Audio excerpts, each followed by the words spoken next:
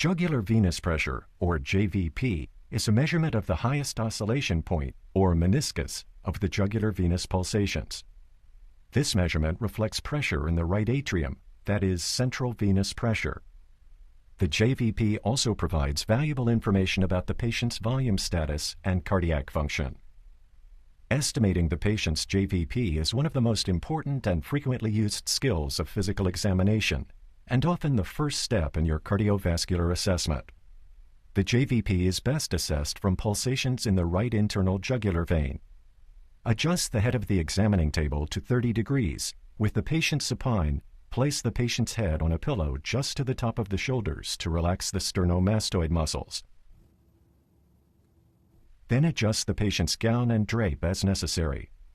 Examine both sides of the neck. Then turn the patient's head slightly to the left, since the physical examination is conducted from the patient's right side. Focusing on the right side, identify the external jugular vein. Then find the internal jugular venous pulsations. If necessary, raise or lower the head of the bed until you can see the oscillation point of the internal jugular venous pulsations in the lower half of the neck. Look for the oscillation point along the sternomastoid muscle between the clavicle and the angle of the jaw, or just posterior to the sternomastoid. Internal jugular pulsations have a soft, undulating quality, usually with 3 elevations per heartbeat, 2 of which are visible, and 2 troughs, whereas the carotid pulse has a more vigorous thrust with a single outward component. Internal jugular pulsations are rarely palpable, whereas the carotid pulse is almost always palpable. Internal jugular pulsations are eliminated by light pressure on the vein just above the clavicle, whereas the carotid pulse is not eliminated by the pressure. The level of internal jugular pulsations changes with position. In a euvolemic patient, the level in the neck drops as the patient becomes more upright, whereas the carotid pulse is unchanged by position.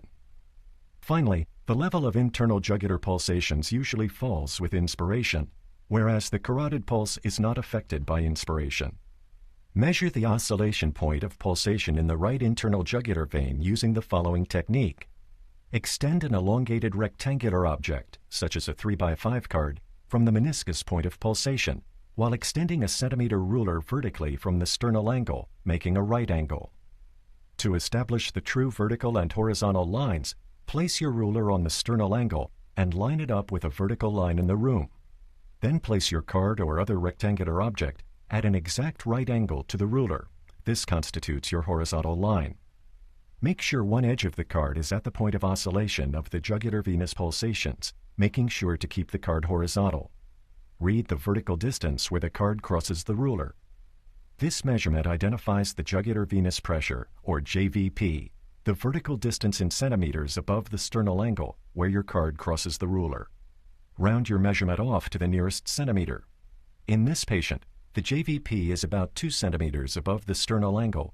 Venous pressure is elevated above normal when it measures at greater than 3 to 4 centimeters above the sternal angle, with the bed elevated to 30 degrees, or more than 7 to 8 centimeters in total distance above the right atrium.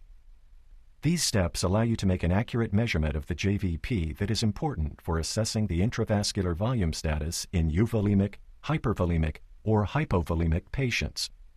In hypervolemic patients, the JVP can be as high as the angle of the jaw.